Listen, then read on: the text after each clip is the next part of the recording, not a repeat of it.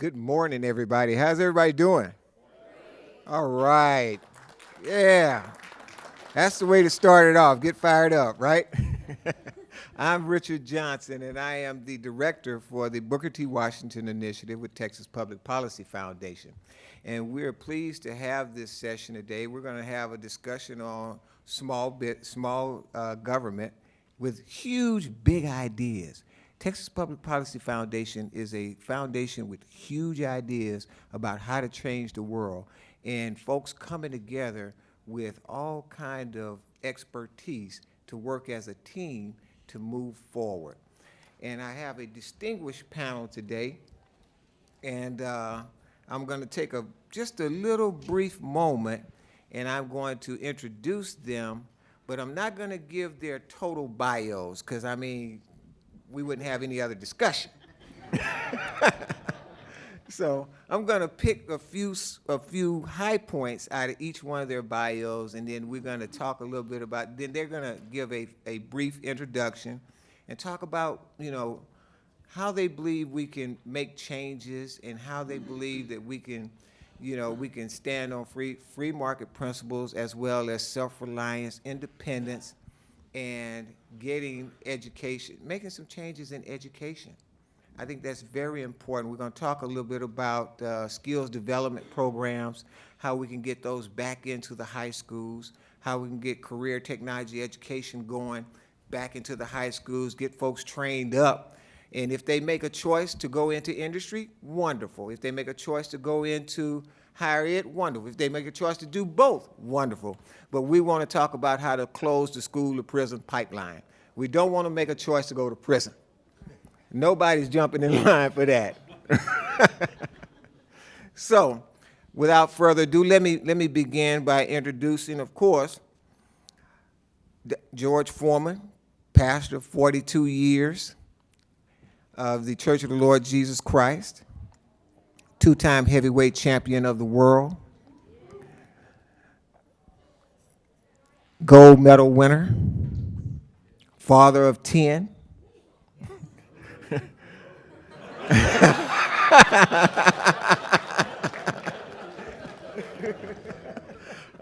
businessman, entrepreneur, grill master. And George, but what a lot of people don't know about George is George has a stellar career with the Job Corps. And I'm going to give him a few minutes to kind of tell you a little bit about how he came about the Job Corps. And he's got a funny little story about a love affair that he's been with for many years. George. Oh, thank you so much, Mr. Johnson. And I'm happy to be here. When I was called on to kind of get the connection going between vocational education and pure education. And I thought about how many hours I spent in school. Well, not that many. But the point was, I would have been happier practicing or experiencing vocational education in school. Maybe I would have stayed up and not fallen asleep so much. And I ended up becoming a high school dropout. And it's strange when I say high school, you say it so much you start to believe it. I was in Africa fighting Muhammad Ali. And the job is, he's going to psych you out.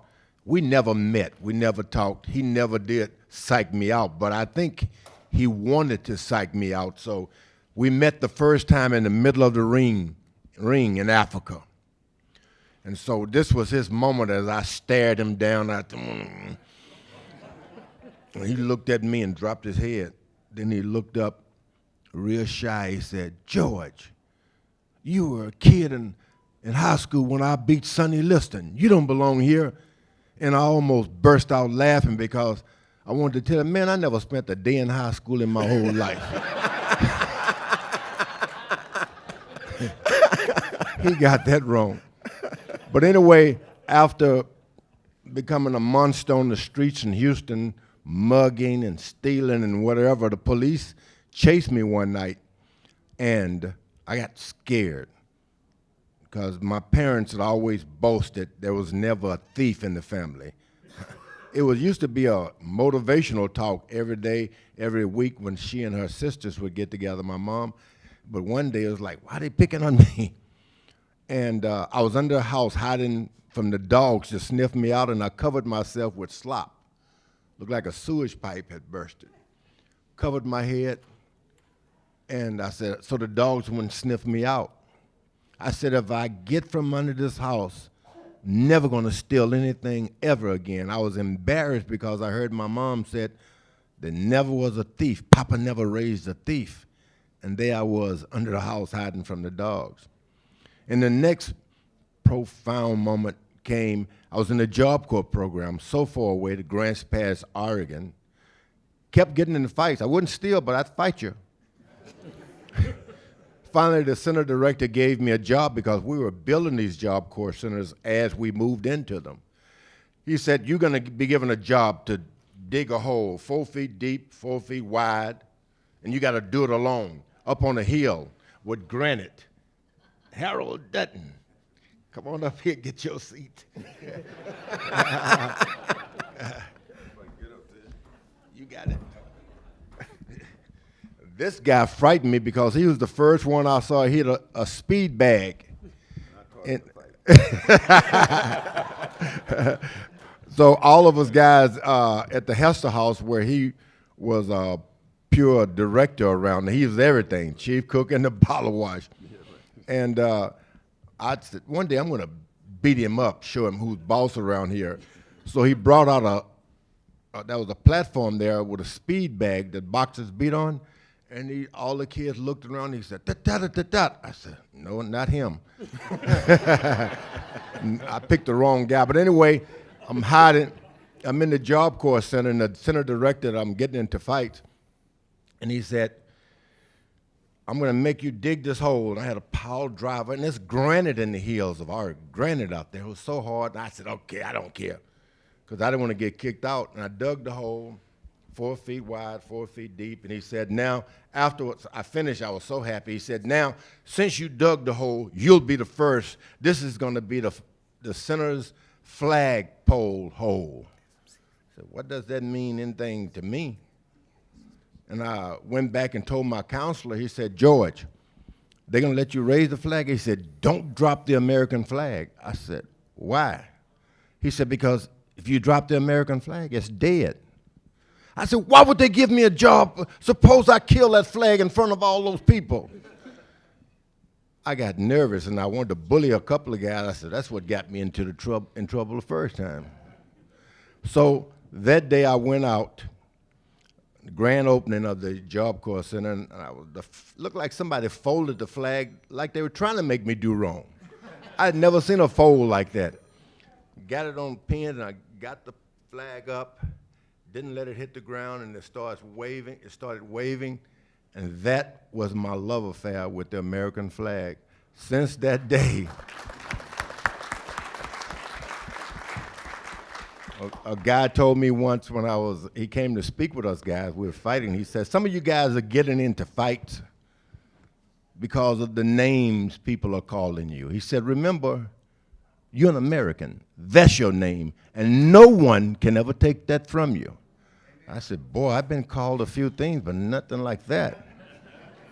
And that propelled me, that love affair with the American flag gave me the sense that I could do anything that I choose to do. And I chose never to go steal and run under a house again. I chose to become whatever someone would help me do, a boxer, business, it all because of that love affair with the American flag. Thank you, Mr. Johnson. Thank you.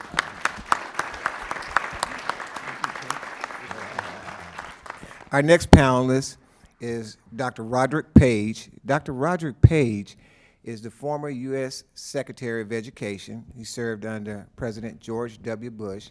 He's held the highest seat in education in the land. He's made decisions that many of us will probably never see from a platform from which he stood.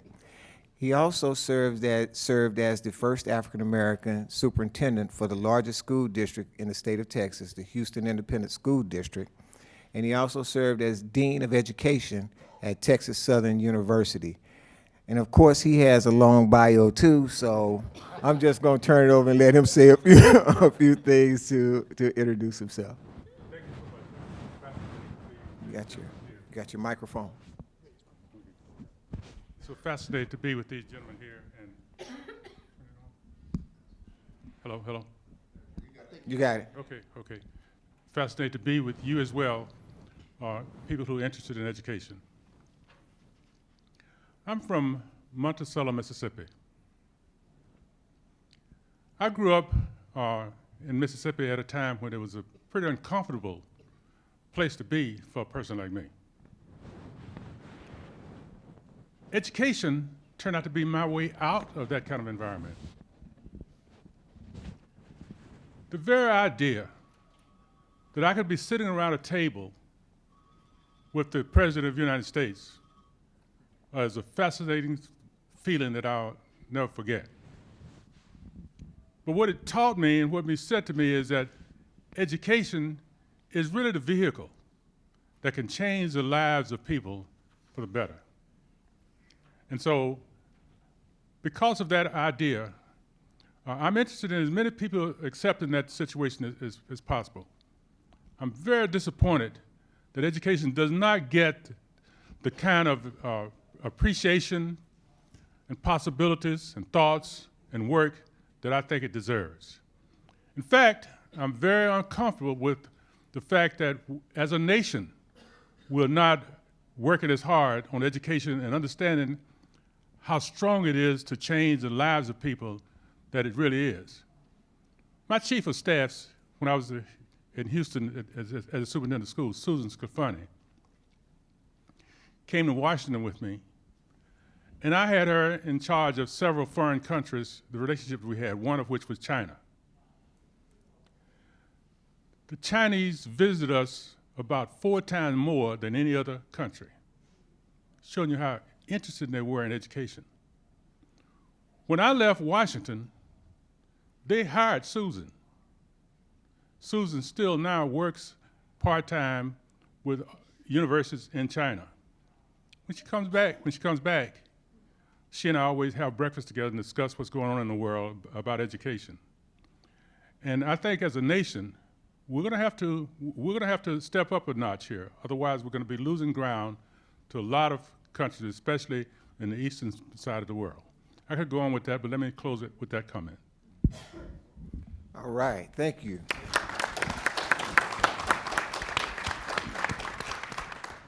Next we have State Representative Harold Dutton.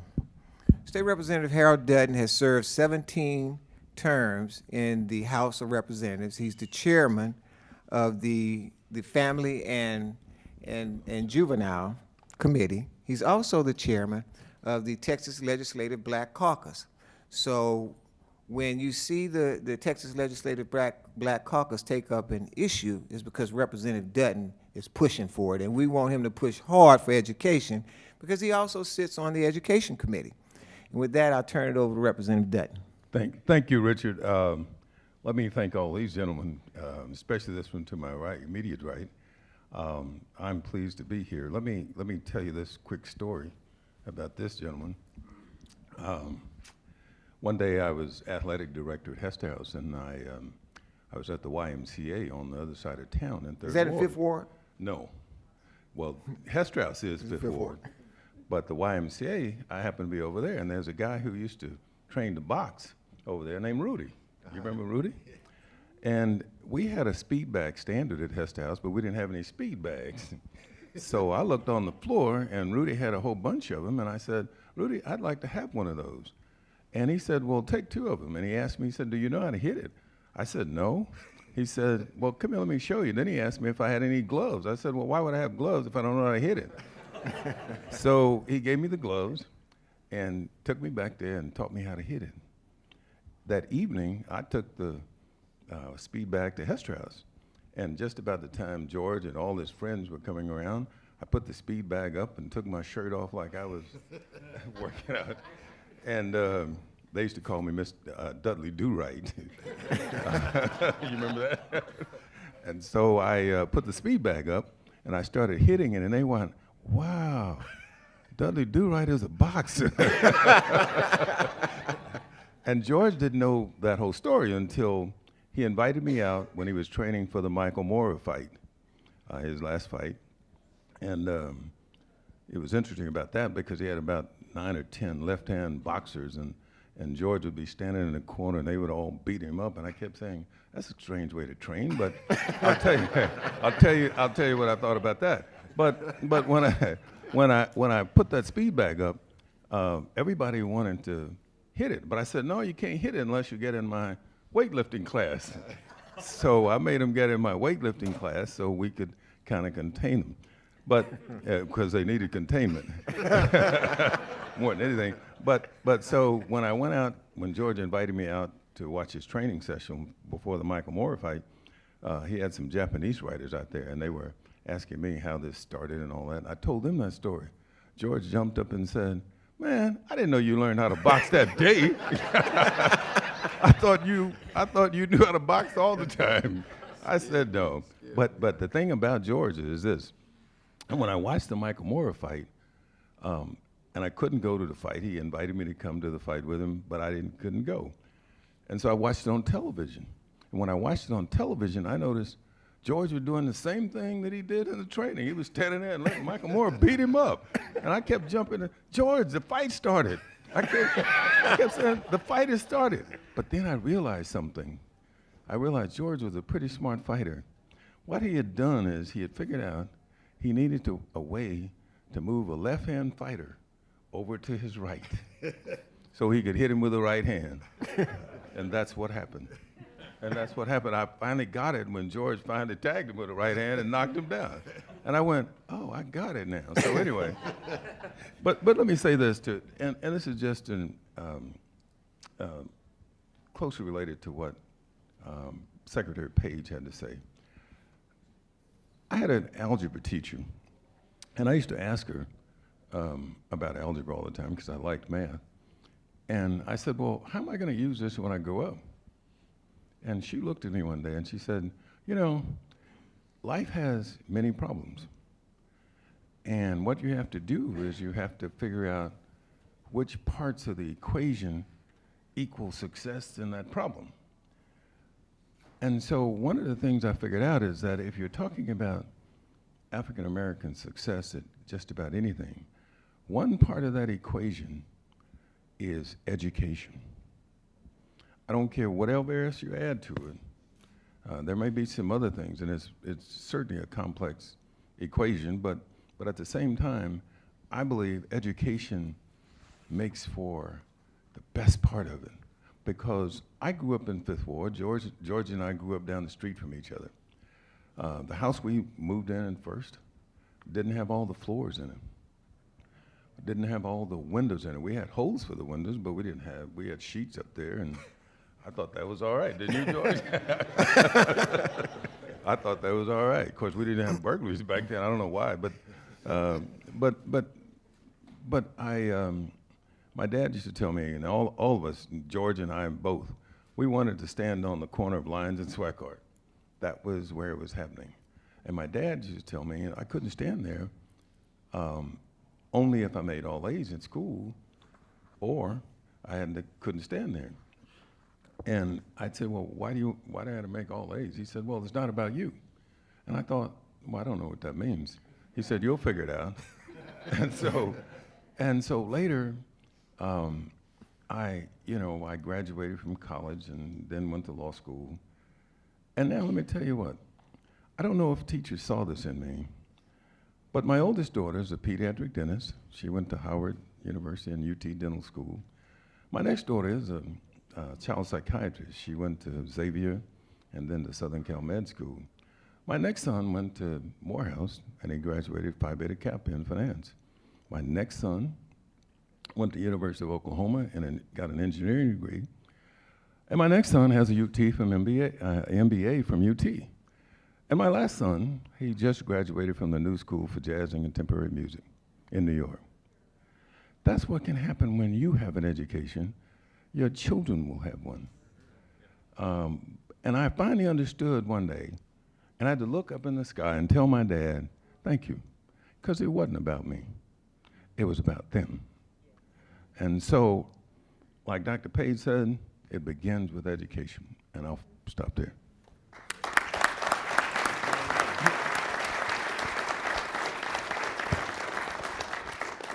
And our next panelist, last but not least, is a phenomenal young man, a shooting star, and a very vocal individual out in our communities. He spreads the word wherever he can. You can usually find him on Fox 26 doing his thing. I'm so proud of him, and I know many of us are. And his name is Charles Blaine. Charles Blaine is the founder and executive director of the Urban Reform. If you ever want to do any reform, go to urban areas. And that's where you can really do an experiment on urban reform. And then I'm going to let Charles talk a little bit about what he does. Thank you. I appreciate it. And I'm last, and I'm definitely least after hearing all three of these guys. So I'm originally from New Jersey. I moved here about 5 years ago. I grew up in North New Jersey. My parents were custodians for our local school district. And they were really civically engaged, very involved in the New Jersey Education Association, the teachers union, very active in what was going on our local level. We grew up in public housing. Me and my brother never really knew anything was wrong because my parents wanted to make sure that we didn't realize anything was wrong. They went out of their way to make sure that we felt as equal as everybody else that we went to school with. But as I was growing up, I started to kind of see different things. I started to see the way that we engage with the political process and to see some hesitancy in things when it comes to, again, since we grew up in public housing, a lot of times our neighbors would be reluctant to engage with our city council because there's this common, I don't want to say understanding, but it's a misunderstanding that renters don't pay property taxes. So a lot of our neighbors would always be like, well, we don't have any stake in the system. We can't say anything. And my parents would always be engaging them and trying to get them more involved. And so I grew up there seeing that happen. And so I never had any sort of hesitancy when it came to being engaged with our local government, which is why I'm so outspoken now about it. But continuing to grow up, I started to, my two oldest brothers have been in and out of incarceration since I was probably born. And the brother that's directly older than me, he's working in New Jersey now doing government work for our former county. And when I moved to Texas, I got really involved with a group called Prison Entrepreneurship Program. And I did so because I was passionate about criminal justice reform. I didn't know all the information that I needed to know, and I wanted to really look for a way that I could better connect with my two older brothers. But little did I know at the time that I was going to start to see other things within this program that would also connect to the work that I was doing outside of the program. So I was working for Empower Texans at the time doing their Houston office, so I was engaged with City Council, talking about conservative policy, talking about what we could be doing to reform Houston City Council, but I wasn't really connecting that with an issue that I cared deeply about, which was poverty and opportunity. And so when I started doing the prison entrepreneurship work and started seeing a lot of these guys getting out of there and not having any sort of opportunity unless they entered some sort of entrepreneurial realm, that's when I started to realize that that's kind of what I wanted to hone in on and focus on and kind of figure out what impediments there were for these guys to get out and do that. And I started doing that, and about a year ago launched Urban Reform because I really wanted to fully dedicate my time to doing this work in urban areas.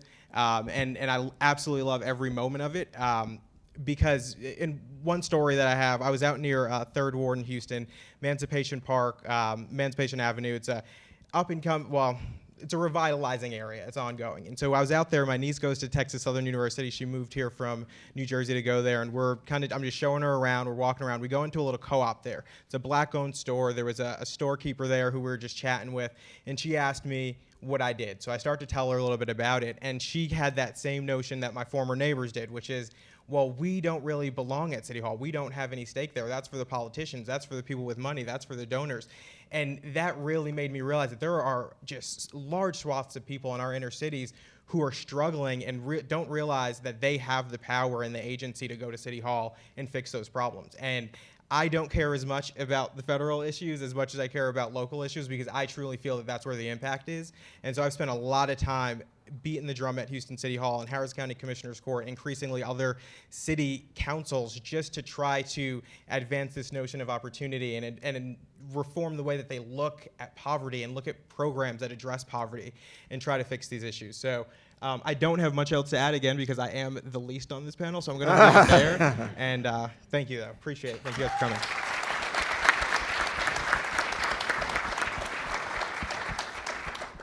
Now, we would not be the Texas Public Policy Foundation if we didn't give you some stats, right? You got to get some statistics, because we do a lot of studying, we do a lot of researching. 96% of the students who participate in career technology education graduate from high school.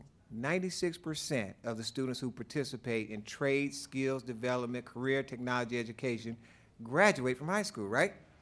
And the lowest dropout rate for students in the state of Texas, the lowest dropout rate for students in the state of Texas who participate in programs, for 2 programs, it's career technology education and military connected programs.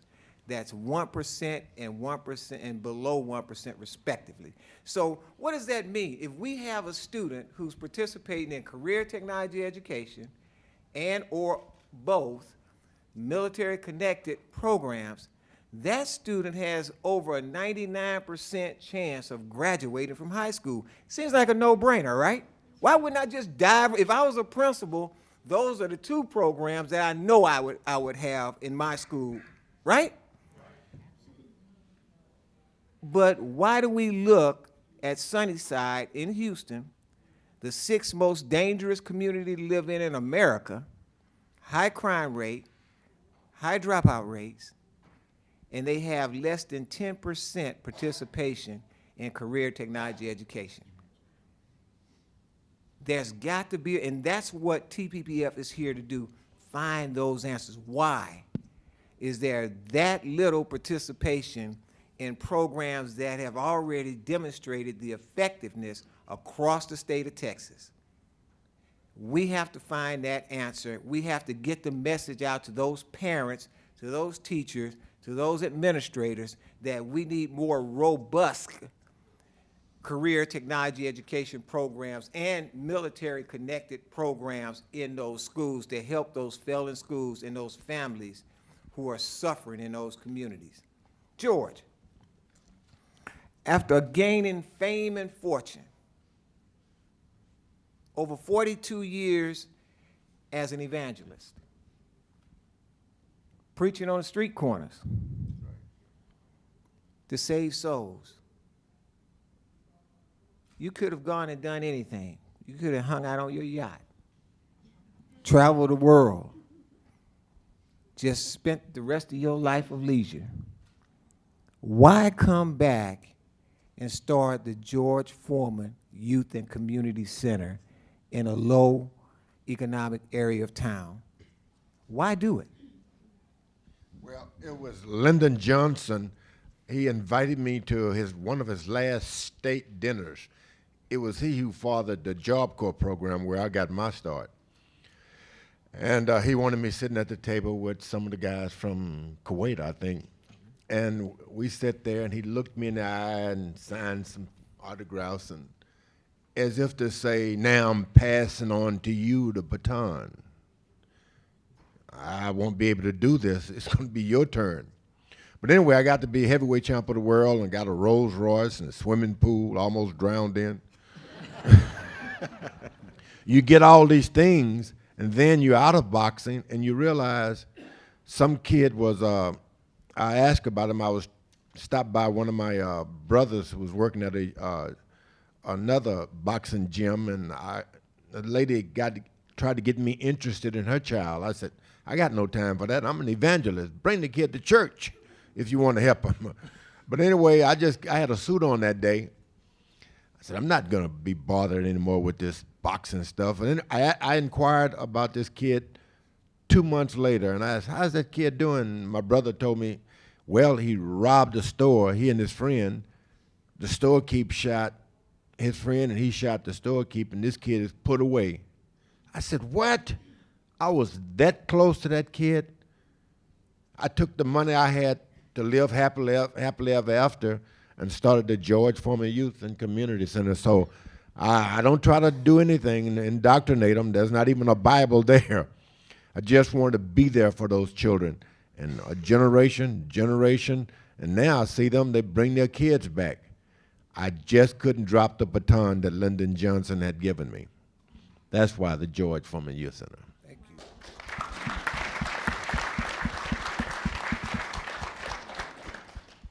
Dr. Page, seeing education from the highest platform in the nation and communicating in many different think tanks, both here and abroad,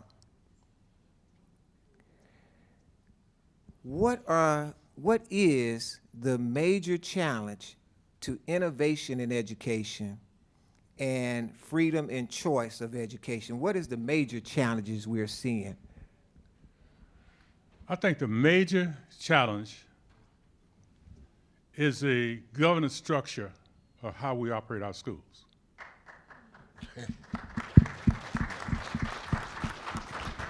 You got 9 or 7 in Texas, probably, few with 5, board members who sit around a board for board meetings and make the major decisions about what takes place in that school. They're responsible for the curriculum, hire the personnel, for the budget. The whole operation is around that table of those governors. Now, we go around the world and say we care about what goes on. But we have in our state, 7 to 5% of us actually demonstrate that we care by helping determine who those 7 or 9 people are. They're voted on. Do we pay attention to the voting process? Do we understand who the candidates are that we're voting for? Do we pay attention to how the governors conduct themselves? That's the problem. We can argue about the results of the school, but we're the problem because we're not paying attention and we're not being involved in selecting the people who make the major decisions about the operation of the school. It's us.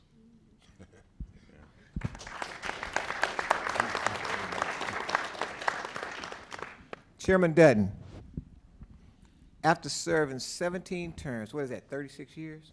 Yep. In the Texas legislature? Yep. So you know your way around Austin a little bit. I know where the shovels are in the bodies. Last session, the 86th legislative session, after passing House Bill 3, on the floor of the House, you made a statement that out of all the time that you had been in the Texas legislature, that was one of your proudest moments, passing that education bill. 2 questions, 2-part. One, do you think we could have gone a little bit further with career technology education? And the second question is, why was it a defining moment for you? Well, let me start with this. One of the things you know about the legislature is everything is political. I mean, I don't say that lightly because it means, can you get the votes for it? If you can't get the votes for it, then it doesn't happen. But one of the things the legislature does is never let perfect get in the way of good. And I would love to have done a lot of other things in House Bill 3.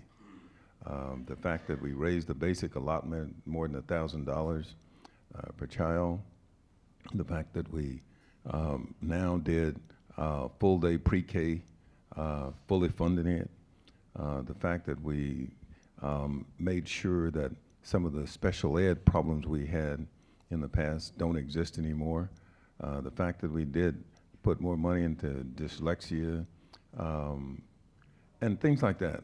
And so I can tell you, having been on, I'm the longest serving member on the Public Education Committee in the state of Texas, in Texas's history, because I've been on there for 30 years now. And I don't say that to brag, and nor do I say that the problems we've had are caused by me. but I do say this. I have seen the enemy many times, and the enemy is us, just like Dr. Page has said, because one of the biggest things in Houston now is everybody knows House Bill 1842. I mean, it is just, and people have opinions about it who haven't even read the bill or never talked to the author. In fact, I read a disappointing piece in the Houston Chronicle last week where a guy wrote that he thought where you had situations where the state was taking over school districts was about race and about some other things. And I thought, well, how does he know that? He said his research taught him that. And I said, well, I don't know about his research, but he never talked to me. And I was the one who authored the amendment. So I don't know how he knows all that, but he made it up, I think. But the point is that the bill says that if a school, if a campus is RR for at least 5 consecutive school years, the state has the right to come in and take over the whole district. Now, I never thought that would happen. I thought they would fix the school. The school that needed the most fixing were the 2 schools in my district, Cashmere and Wheatley. I looked at Wheatley. I mean, I graduated from Wheatley. Everybody in my family did. But, you know, Wheatley has a distinction that probably no other school in the state has. Wheatley had a sitting congressman, Barbara Jordan. It had a sitting congressman called Mickey Leland. It had a county commissioner called L. Franco Lee. It had a state school board member called Bobby Bastine. It had a local school board member called Wiley Henry. It had an HCC, Houston Community College member called Bruce Dawson. And it also had the distinction of, at one time, it's the only school in the state that had 3 sitting state representatives at the same time. Al Edwards, Ruth Jones McClendon, and myself all graduated from Wheatley. Now, today, Wheatley is by a whole lot of people, the worst school in HISD.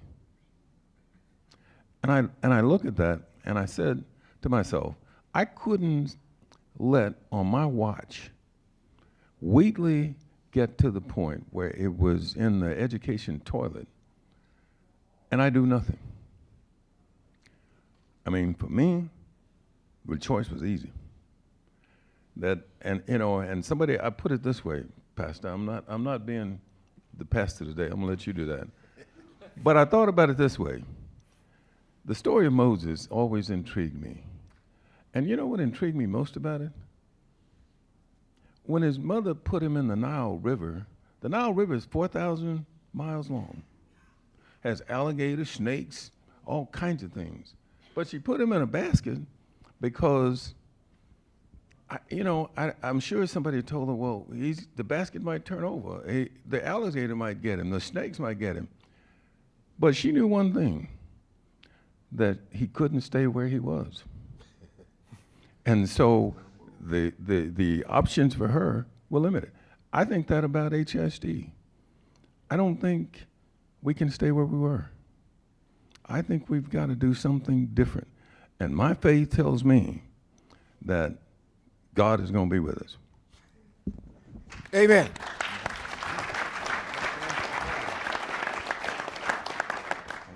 Charles, African American dropout rate in Texas 2 to 3 times higher than all other groups. CTE programs, 96% success and graduation rates. There's 14% more mid-skill level jobs in Texas than we have people to fill them.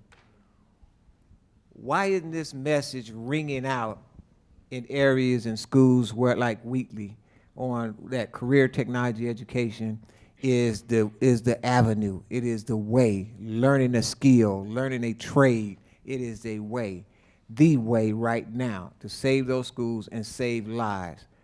What can we do to get that message out? Well, to the point of why I don't think it has started is, I think it goes to the point Dr. Page made, is that the governance of of some of our school districts, they can't even work together. I mean, I've watched HISD over the past couple of years, and watching the school board just fall apart. I mean, there have been meetings where they've just ended just screaming at each other, and what they're supposed to be doing there is finding solutions for the kids, and nobody cares about that anymore, and that's lost. And what's frustrating about the criticism of Representative Dutton's bill is that, you know, they say that it's going to harm black and brown students, but what's worse, leaving them in a failing school or having the state take over and try to find a solution? And so, you know, a lot of that talk that I've heard at HISD and around town about that's really frustrating.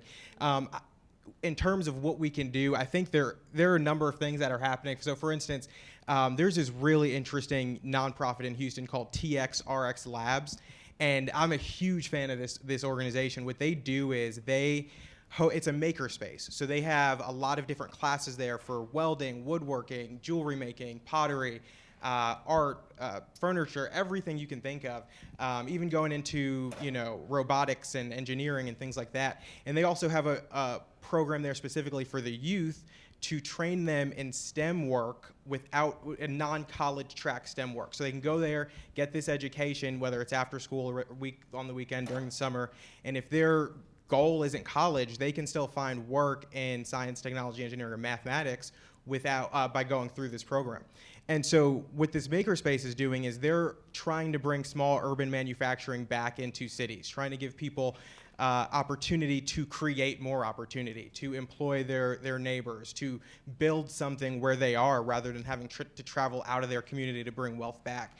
And it's really amazing, and they're partnering to some extent with school districts to try to get kids these opportunities so that they can come in there. And again, if your track is not to go to college, whether it's because you personally don't want to do it, whether it's because of grades, whether it's because of finances, whatever the case may be, you still have an opportunity to create something. And what's really interesting about this program is that in 2018, well, it's not specifically this program, but small urban manufacturers as a whole in 2018 were responsible for 28% of the total manufacturing sales in the Houston region. It amounted to something like $33 million. And these are people who are making small batch products that you're, you know, seeing posted on Instagram or seeing sold on Facebook, or maybe there's a small website for it. But these aren't big organizations doing this work. These are individuals, sometimes 2-3 people who are doing this work and trying to create wealth in their communities. And I think that that's a good way for these folks who are stuck in these school districts to create opportunity and to get out of this cycle that a lot of them seem to be stuck in. And so I'm a huge fan of this program. I like to see more of them popping up. I think there are about somewhere around 70 or so in the general Houston area, and they're popping up all over the country. There's some in, I think, Chicago. There's one in Brooklyn now. There's some really awesome opportunity for people to get out there and learn how to create opportunity, because a lot of these folks, they might not have the resources to leave their neighborhood to go and get a job somewhere else. They might have a criminal conviction that prohibits them from getting the job that they want. There's a lot of reasons that they can't advance, and so being able to create your own job is just the most amazing thing. And that's, I mean, this ties into Prison Entrepreneurship Program, because what we do with that program is we train these guys on how to create a business plan. And they go, and we partner with Baylor, and Baylor does the curriculum, and they go through this entire business plan process and create a business plan, and it's supposed to be a viable business plan that they can accomplish when they get out. And there's support for them to do that. The program kind of surrounds them, puts them in a transition home. If they stay connected with the classes, there could be potential funding down the line for them. So a lot of these guys are doing that, and I keep saying guys because that's the population we serve for PEP. But they are creating opportunity for themselves because they couldn't find it elsewhere when they got out. And so I think a lot of it's going to go to that, is to try to find where you can build your own entity, your own opportunity where you are, because then you're helping your neighbors, you're helping your community, you're bringing all that back, and you're not waiting for government to find that solution for you, because if we keep waiting for HISD to do it, I don't know what's going to happen.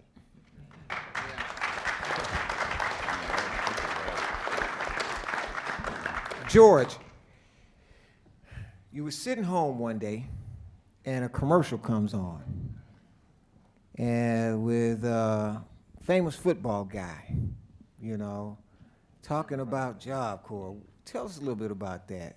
Yeah. And we talked earlier about even the best programs in the world are hardly much if the world don't know about them. I was listening to Jim Brown and Johnny Unitas because I crawled from under a house deciding, look, I had something called dignity. Can you? I had something called dignity. I don't know how you convert yourself from being a thief to a man with dignity. I'm not going to steal anymore. I'm just not going to do it.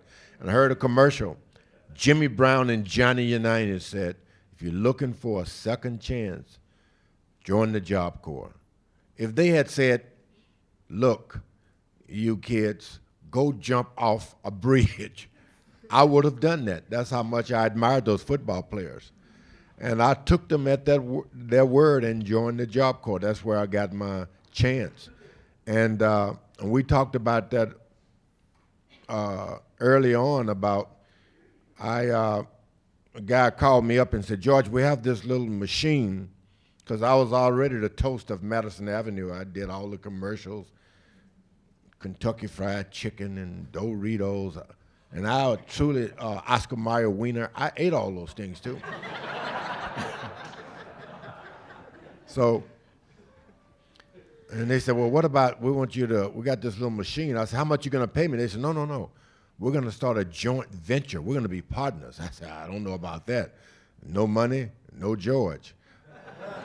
And they sent the thing to my house. And I looked at it, I said, I'm not doing that. And my wife, and a couple of months later, said, George, what do you think about the item? I said, I haven't tried it yet. And my wife said, yes, you have. I used it. It's good. I said, yeah, but I don't want to burn my hamburger. I want to eat my hamburger. He said, no, you don't burn them. You cook it on both sides, the grease roll off, and it doesn't have to be on there a long time, and it's juice. I said, are you serious? She said, it works. I went in, she fixed one, and I said, okay. And they said, well, you can put your name on it. I put George Foreman on there, signed it.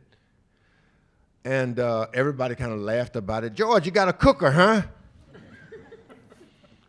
That sure is a good barbecue, huh? They said everything. But I'd go everywhere and talk about it. All the talk shows, Jay Leno and all of the people would listen, and I'd grill for them. And the next thing you know, within a few years, we had sold over 120 million of those things. And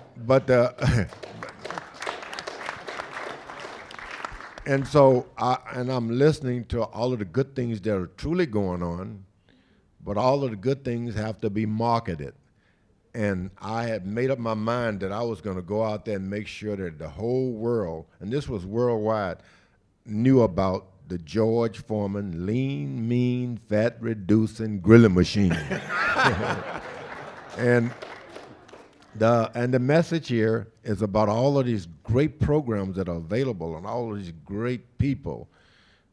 I listened to a young man today in the hotel. He said, everybody is waking up, every young person wake up every day assuming that there's going to be opportunity for them. And the greatest opportunity I've found in the whole system is an education. Every child should know that these programs to self-help them and get a vocational training and get an education should be available. This is a happy day for me. All right. Concerning that Jim Brown, Johnny Unitas commercial. Absolutely. Thank you. So what we want to do right now is give the audience an opportunity to ask some questions. Could I just say this, Richard? Oh, yeah. When word got back to us at Hester House that George Foreman was going to Job Corps, we celebrated. I don't know if he knows that. We celebrated because we said we don't have to deal with him for a while.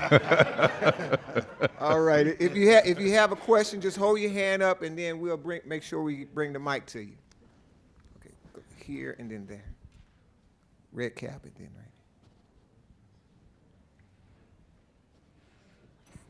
Thank you. Christopher Miller from Chris Miller Show, San Antonio, Texas, 9:30 a.m. The Answer, Say the Media. Thank y'all for coming so much. It's been an honor to see all of you gentlemen in front of us. So my questions, I say questions, I'm gonna make them quick though. As statistics tell us, we are faced with a period in our history where the black population is actually in decline. in America. So what are we doing through education, urban reform, youth counseling, and public policy to break the devastating cycle of black-on-black gang violence and retribution killings in our inner cities, to intervene in those areas before the streets claim the lives of our young men and women? And finally, what are we doing through education and information to address the issue of abortion rates in our community, being that young black women actually make up a large segment of the abortions performed and thereby devastating our communities? Thank you. Right. Well, Harold, do you have about an hour and a half? No, you're going to have to abbreviate it, man. Whatever. Well, it's obviously a complex answer, but let me just say this: there's so many moving parts to it that I think what this young man is doing, what George is doing, what Dr. Page has been doing, and certainly what the legislature has been doing, once we begin to address it, because one of the problems we got is, for example, in 36 states, black boys are at the bottom educationally. And yet nobody makes a big deal about it. Nobody says a lot about it. Nobody does a lot about it. People accept the fact that black boys are not learning in schools. But yet, for me, I look at it as black boys being in a burning building. And somehow or another, we've been walking by this burning building forever. And now it's time for us to not only put the fire out, but get the boys out. And Can I Harold, Can I add one thing to that? I think, and you mentioned a part about the population, and I think what we're seeing a lot, and especially in a lot of black and brown communities, is a delay to start families. And you see this later and later, and it's because of a lack of economic opportunities and, just inaffordability to do so. I mean, if you look at housing costs, right? So you take Los Angeles. They recently did a study where they were looking at building one-bedroom apartments. Cost $600,000 to build a one-bedroom apartment. San Francisco with $700,000. In Texas, you could build a number of single-family homes for that price.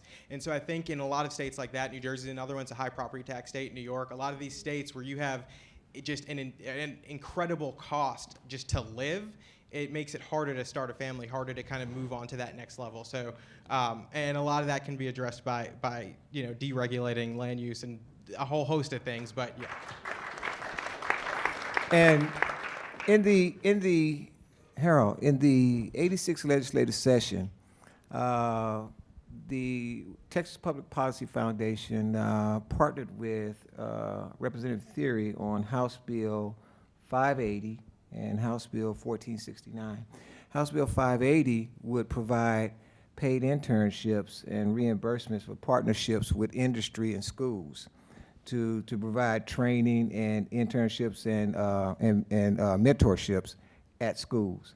And the funds were already there inside of the CTE money that the principal had already earned. And so it passed out of the House 100%, died in the Senate.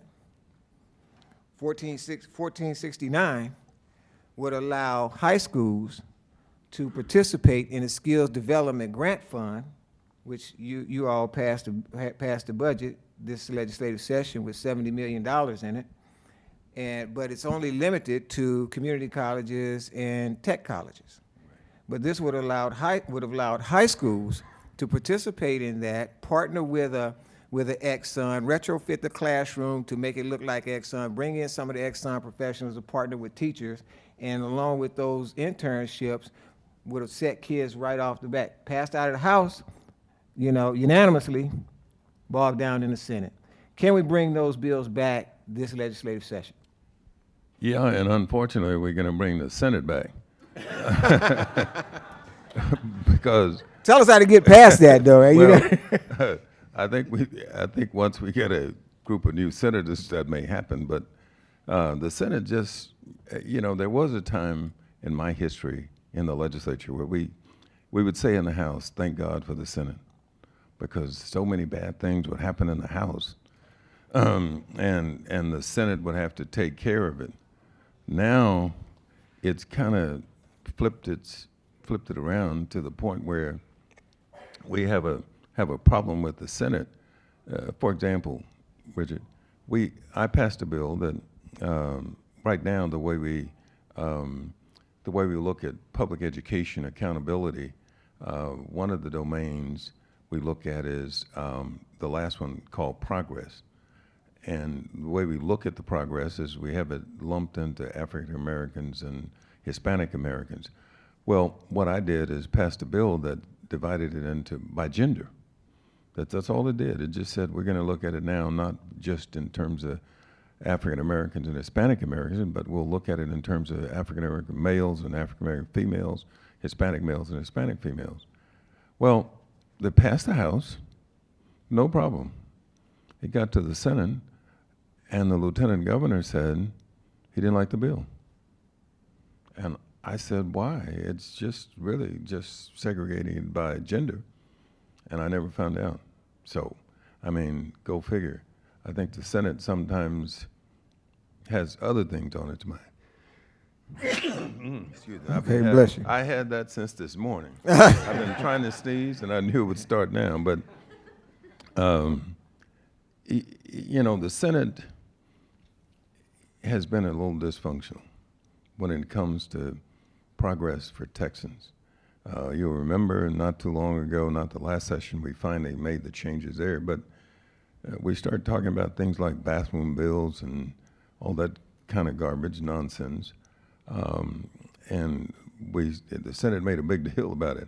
Well, we finally got it to go away, and somehow it's not a crisis anymore. Okay. So anyway, go figure. All right, we have a question. Clone from Houston. Given that all of our panelists are from Houston, what's the path forward for HISD, and how do you see that being fixed for our students there? Well, I think I think what there's so many people mad at me about it, but I accept that. I accept that if it takes that to change the path for the students in Fifth Ward and in Cashman Garden, I'm willing to take it. But I think what's going to happen, what I hope happens, is that the state will take over the running of the district.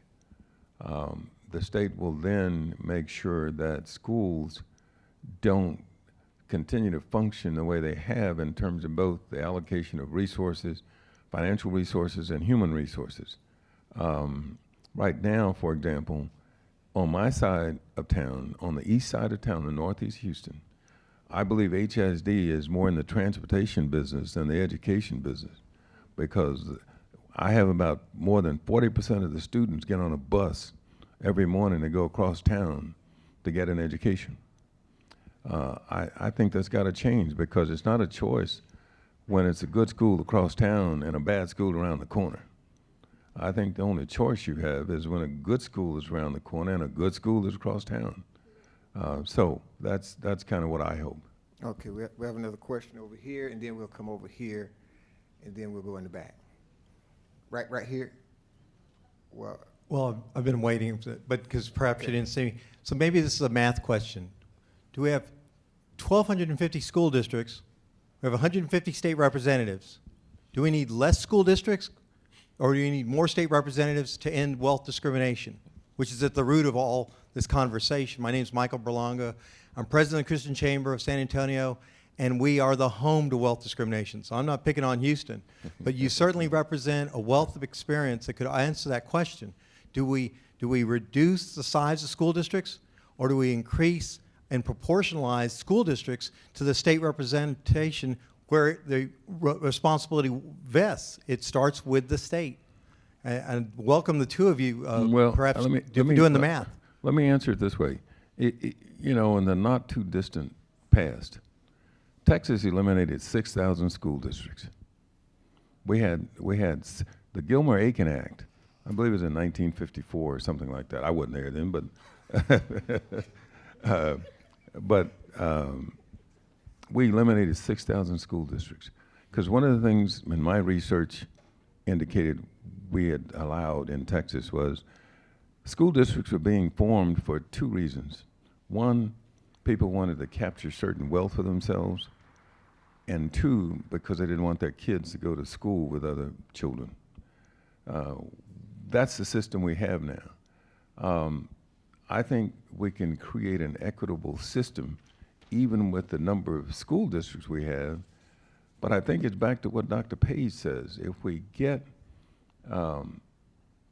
school board members really representing the community and doing the things they have to do for students, I think you'll see a change. And I'll just remind you of what I said earlier. It's not about the size of the school district. It's about the quality of the governance of the school district.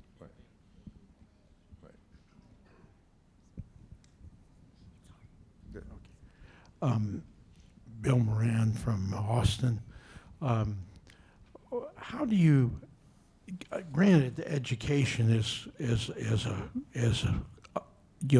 critical. How do you advance black communities when they consistently vote as a bloc against better education?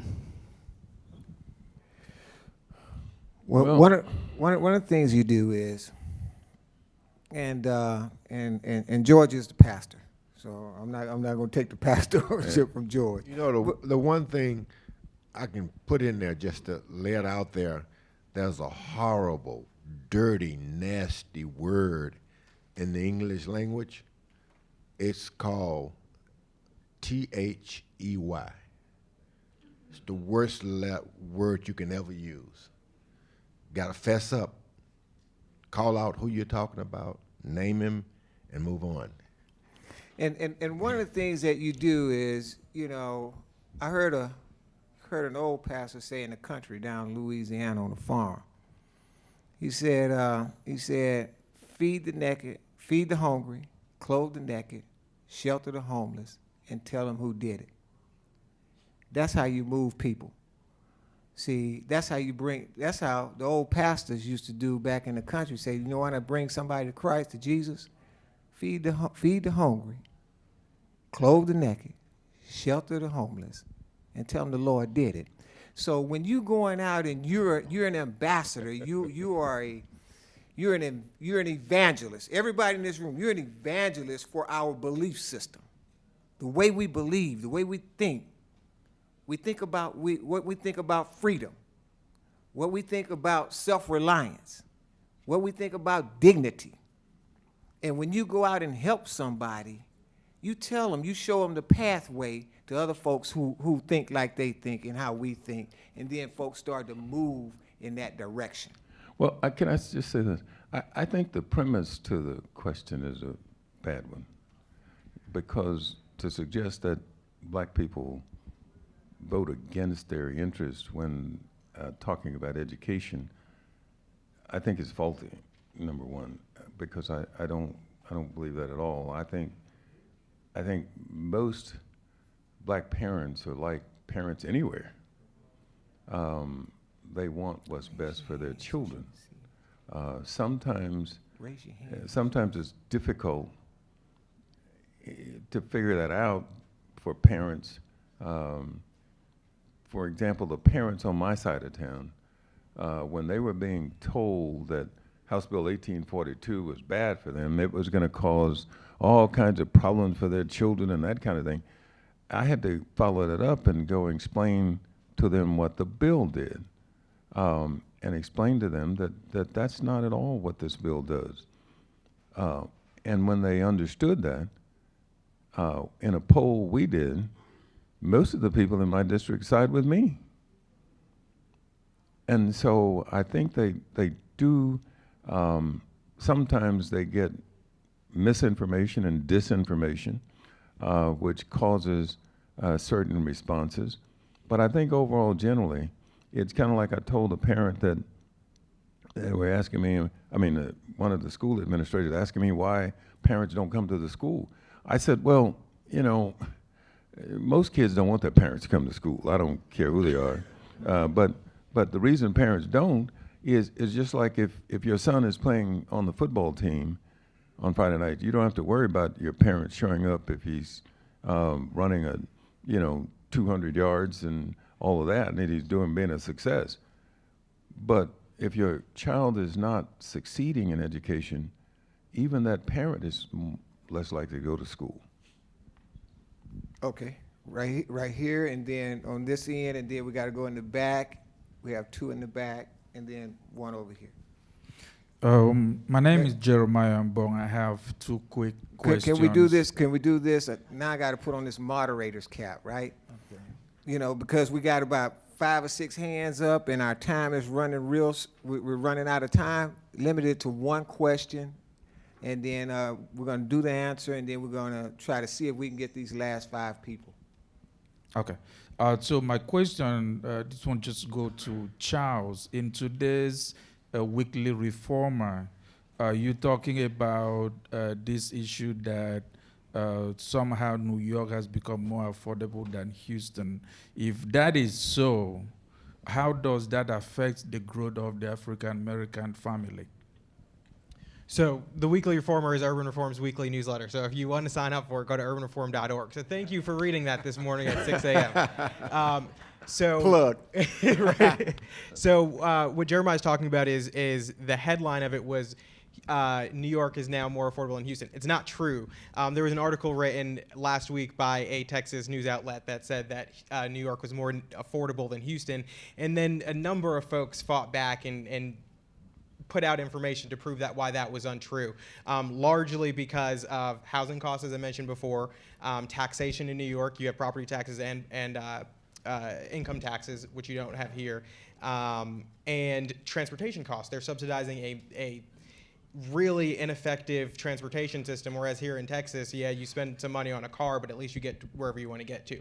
But I do think, going back to the original question, I can't remember his name, but he asked before, it delays starting a family. It delays your opportunities to kind of advance the ball. We talked about how African-American population isn't growing as fast as it used to. Well, that's why. It's because of the cost that we see. And so when I mentioned before about land use regulation, I mean, I think that's one big thing that we need to look at when it comes to being able to start a family and start your life. You need to be able to afford a home or an apartment or whatever you want to do. But either way, as long as we have a lot of local governments levying these hefty land use regulations or, you know, mucking up permitting processes, all of these add to the costs of homes. Other regulations that they levy that delay or prohibit an opportunity to start a business.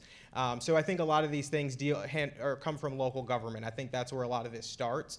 And if we do want to fix that problem, it goes to our city councils. To a lesser extent, I think our school districts, so they don't do that much regulation in terms of what we're talking about here. But go into our city councils and trying to scale back some of the stuff that's making life harder in our cities, because it is increasingly becoming unaffordable to live in cities, and these were our original opportunity zones. I mean, that's where people came because you had a massive amount of people, ideas, opportunity, jobs, education, all of these things huddled in one space, and it made it easier than living in other parts of the country. And so we need to get back to that, get back to the purpose of our cities, which is to spur this economic opportunity.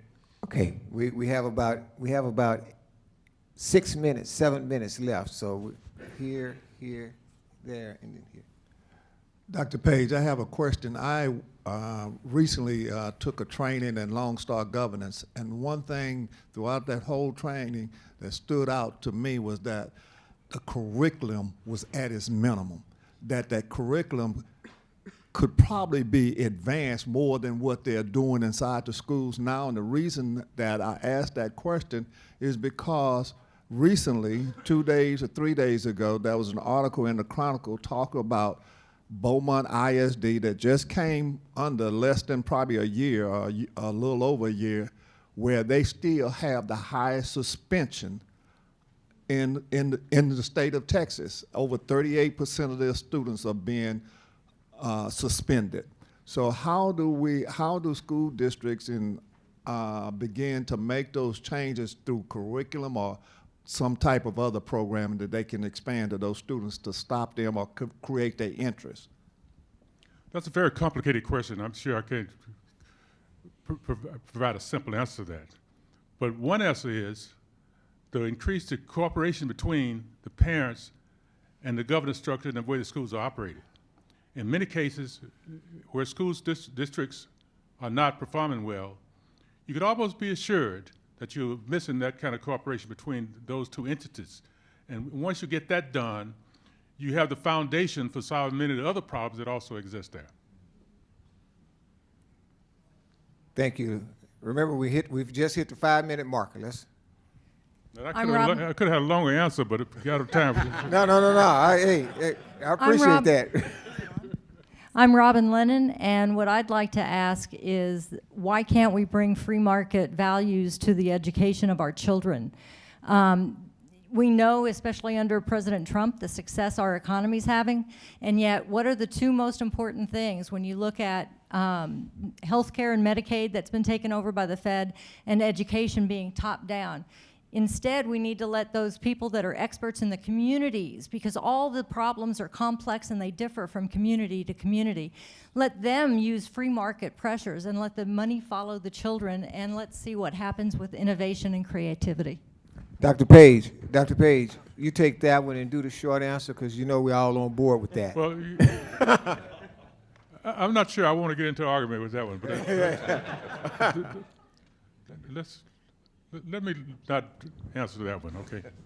Yeah, well, I can answer. I mean, short answer though. Yeah, sure. I think school choice is a great idea, and we should implement that in Texas. I'm a huge fan of it, but I also think there are other free market alternatives, like the Texas RX Labs thing. I think we should have partnerships with a lot of our school districts where there are other opportunities outside of the school, because some of our school districts just aren't doing the job they should be doing. All right, next one, because we want to get. He's been having his hand up for a very long time, and we need to work this side of the room. Charles, chance to outshine the others. Shortest, thumb up or thumb down. Acton Academy started.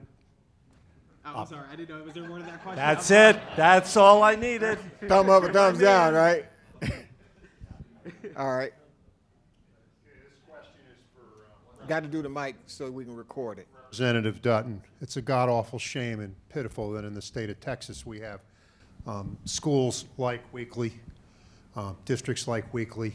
When I was listening to you five gentlemen, and I really appreciate you doing this session and TPPF doing this session, what I found was that I channeled back 30 years to New York City, to listening to Rudy Giuliani with advice from people like Ray Kelly and Bill Bratton talking about crime in a lot of communities of people of color.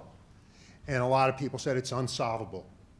And Ray Kelly's one of the most powerful people around in terms of intellect. He got up there, he said, look, let's do red light, green light, orange light.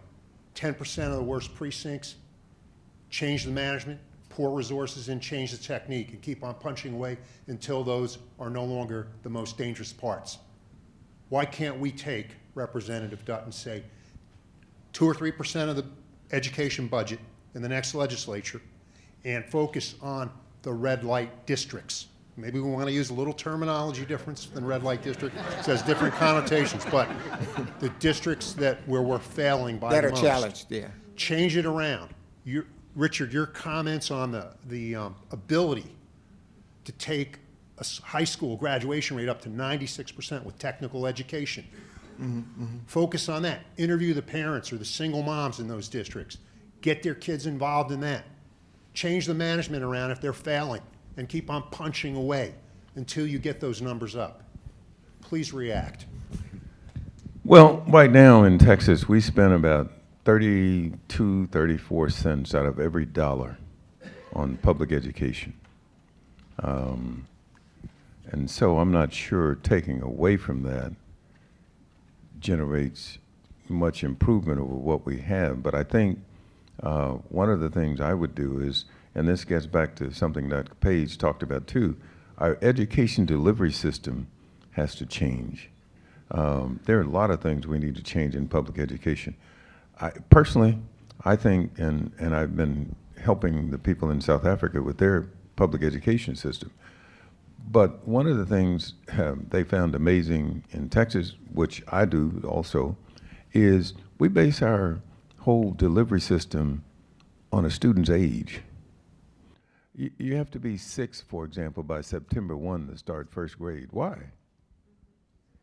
I mean, why? That just discriminates against people who had fun on New Year's Eve. That's 5, right? Yeah, right. Discriminating against 5-year-olds. Yeah, right. I mean, it doesn't make sense. I mean, I graduated from Weekly when I was 16.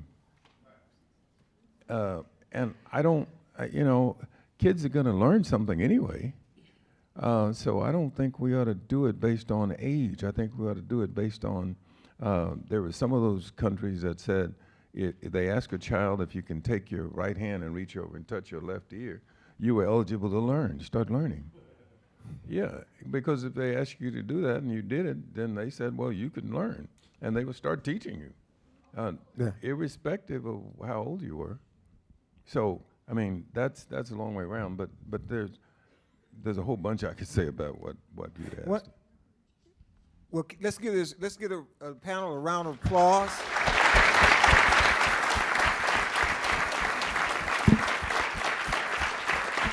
I want to thank all of you for joining us in our session, and Chairman Dutton, we can depend on some support or collaboration, cooperation with some of the policies we have, particularly House Bill 580. We want to bring forward the paid internships and reimbursement. We need that help over across the street, and we also need help with 1469. And we want to make sure we get skills development to these kids while they're in high school. I can guarantee it if you make me keen. Well, you're keen right now. You're keen for the day. Remember, at Texas Public Policy Foundation, the Booker T. Washington Initiative, hey, if there's a problem, we can solve it. If there's a mountain, we'll climb it. And if there's a river, we'll cross it. Stay with us.